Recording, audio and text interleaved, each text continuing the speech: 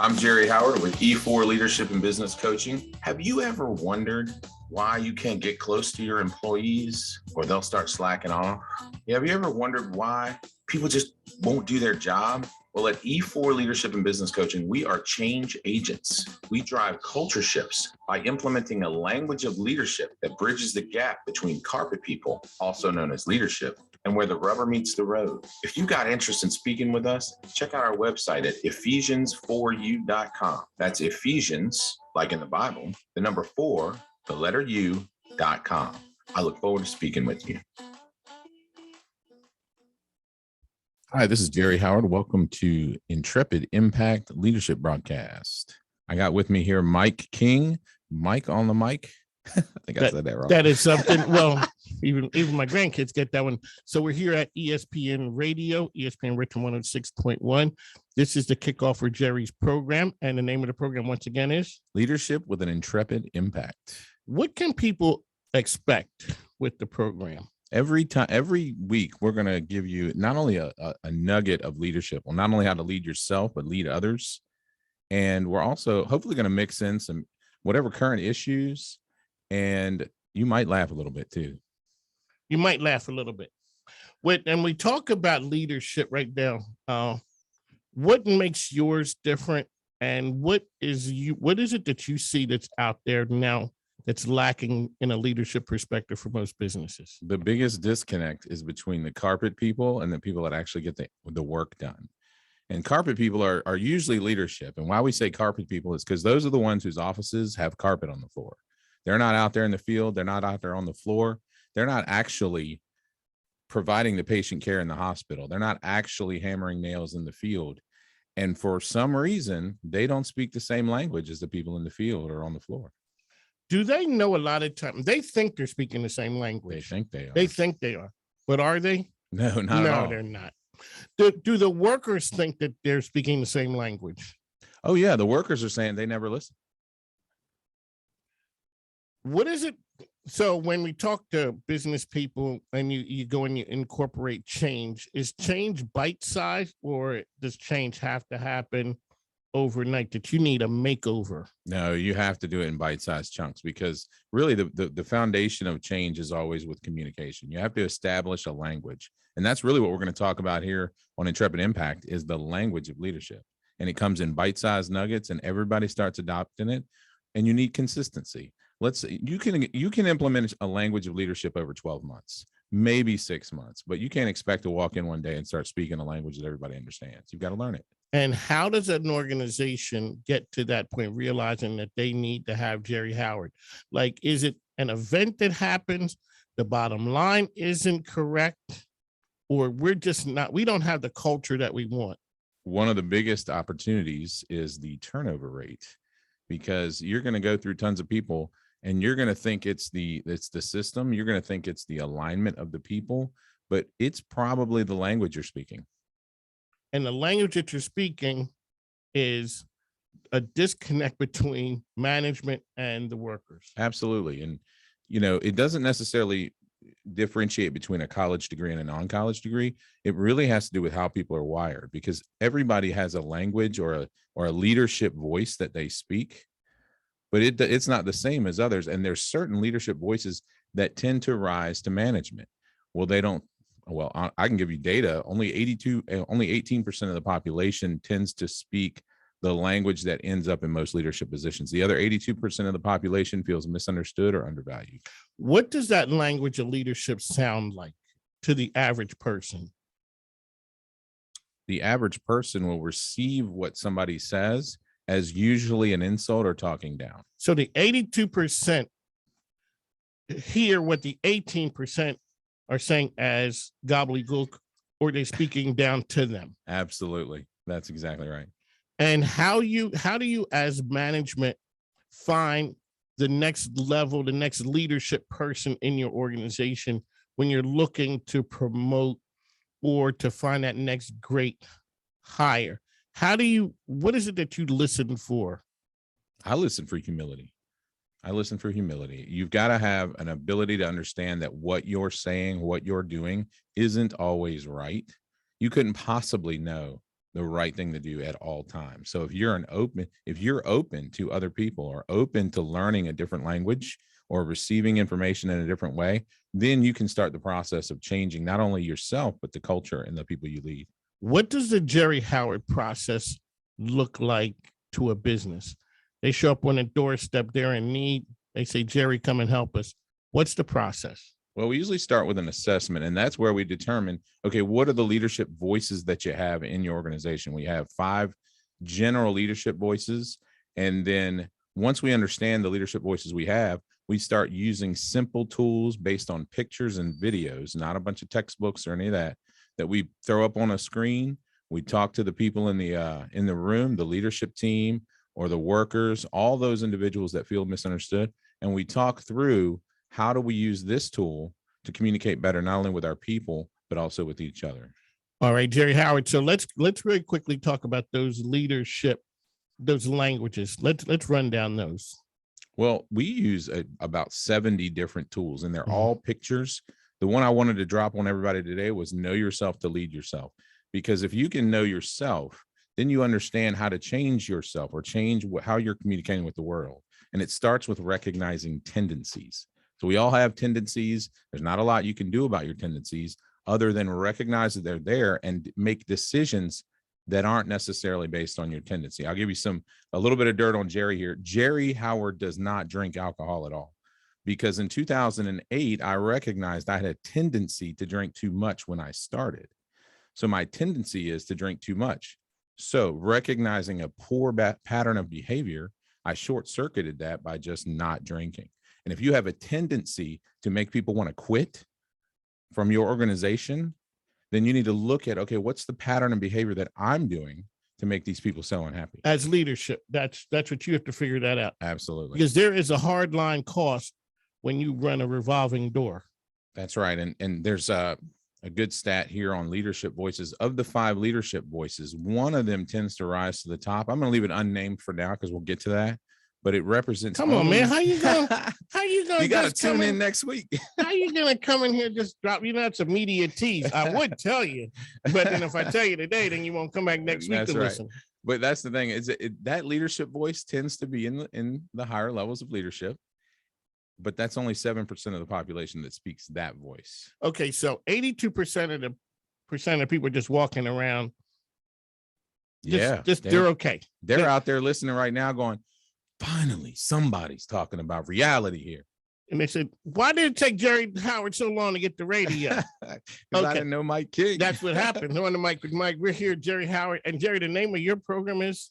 Leadership with an Intrepid Impact. Intrepid Impact. So 18% of the people have the leadership voice. They got it. No, 18% of the people think they got it. 82% of the people disagree with them. Okay, so 18% of the people think they got it. Yeah, you've got 2 categories, and again, not telling you what they are yet. Man. You got 11%, and I'll be even more transparent. I'm part of the 11%, and then there are people probably in the organization now that are part of the 7%.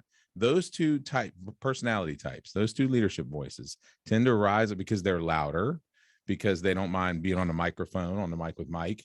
They tend to rise to the top levels of leadership, but they only speak 18% of the language that's out there of the 5. So you got 82% of people that feel misunderstood or undervalued.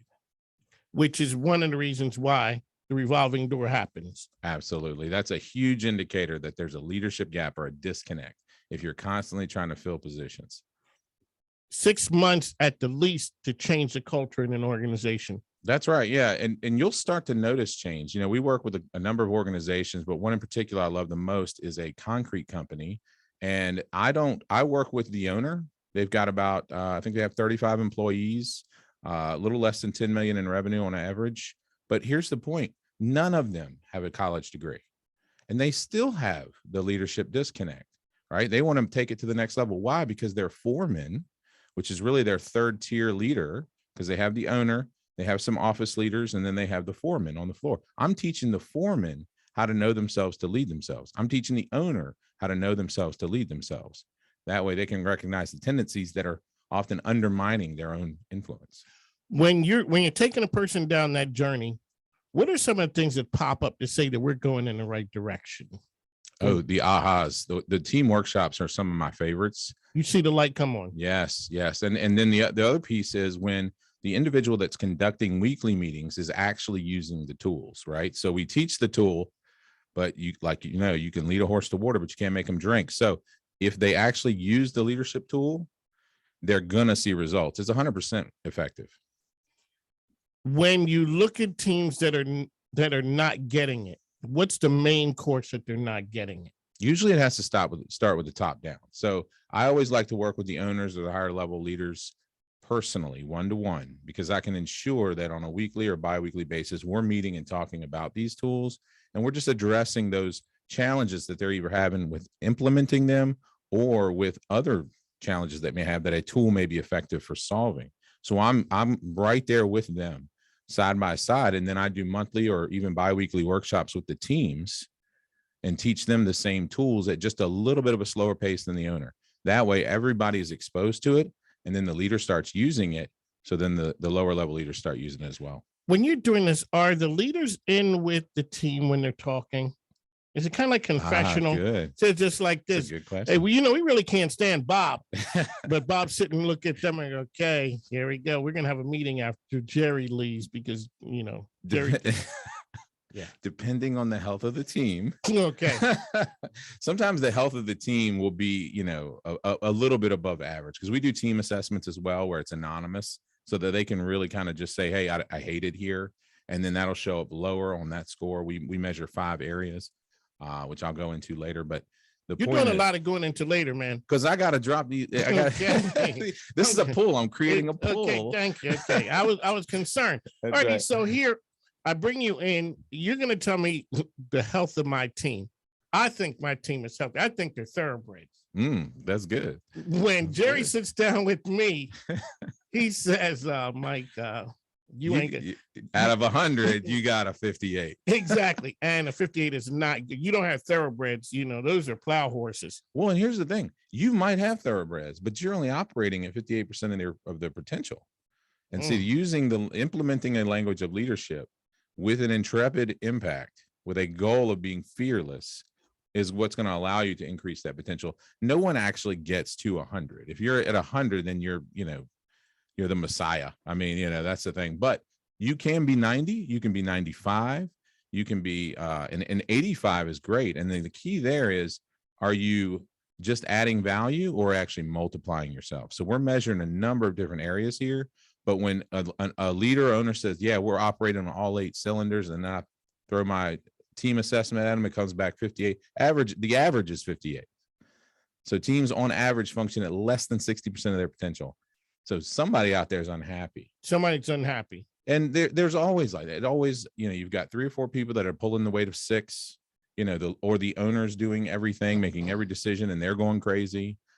These lower middle market companies, they don't necessarily have the budget for a leadership guru to be on staff. So that's a really good fit for me. And that's where we see the most change, because you don't need a college degree. You only need to be educated to about an 8th grade level to understand these tools and to implement them. And I tested this on my kids. Don't say that. Don't. They use them against me. Exactly. This they say, sir, anything you say can and will be used against you in this court of law. Here on the mic with Mike. Jerry is here with us. So, Jerry, you're out there. You're talking to a number of people every week, every day. Yeah. When you talk to people, we always talk about the recruitment part. Everyone doesn't have enough bodies, and they're trying to recruit bodies. Jerry Howard, as a leadership guru, how do you not work the workers that you have to death because you only have 6 and you need 18? If you create an environment where you're pouring into them, where they come to work for that 8, 10, even 12 hours a day, and you're pouring into them, they're going to come back. So now your turnover is reduced, or the amount of people leaving is reduced. And on the recruitment side, today's generation, whether it's millennials, Gen Z, even Gen Xers, they're looking for a place where someone will help them reach their potential or become more than they are every day, because they just don't have time on their own. So they hope they can do that at work. They really want to reach their potential. And so when you can offer a system or a new way of communicating that not only allows the the MBA to communicate with the guy that's pouring the concrete, or allows the certified nurse's aide to communicate with the hospital executive in a way that everybody understands, they're going to stick around and they're going to be excited about working there. Mike King, Jerry Howard is here with us. Name of the program is, once again, Intrepid Impact. Intrepid Impact. Now, are these leadership languages specific to industry, or leadership is leadership across the board? I'd say it's very universal. It's very universal. And the reason I know that personally is because I'm not only a leadership consultant, but I also own a couple of small boutique construction companies myself. I first implemented it there, and then with other construction-oriented companies, but also in the hospital. I have clients in healthcare, and I also have clients that, do manufacturing. So I have one client that's they actually make machines that make machines. So you've got a machine that will cut metal into a certain form, but then there's a machine that makes those machines as well, and those parts. So they have large federal contracts, but it's worked wonderfully in there. It really comes down to, is the team excited about working with each other every day and about making an intrepid impact? One of Mike Jerry Howard is here with us. I talked to a person last week and asked him a question about leadership. He said, I don't know what good leadership is, but I know what it looks like when it's bad. That's right. Yeah. I know it, bad leadership. That's out screaming, saying this is not working. So, Jerry, the name of the program is Intrepid Impact. Intrepid Impact here on ESPN Richmond. That's where you're going to find Jerry weekly. He's here out there talking to us about nuggets of how to make businesses run smoother. Jerry, how can people find you one last time? The easiest way to find me is at E4 Leadership and Business Coaching. Our website is www.ephesians, like in the Bible, the number 4, the letter U.com. Jerry Howard, ladies and gentlemen, one of Mike like to thank for being a sponsor of Women Speaking Sports RVA. That is Danielle Fitzhugh, Lisa Tranny, Dr. Danny, Steph B, as well as Star Mallory. Those ladies are coming to you every Wednesday from the Hilton. Downtown Hilton, Jerry, right? Love downtown Hilton. You're not great people. Yes, not not West End. Not the West End Hilton like Jerry Howard went to and wondered why they didn't know who Mike King was. That's right. One of Mike with Mike. Hey, we gotta go. We'll be back. We'll talk to you soon. Jerry Howard in the building. Thanks now.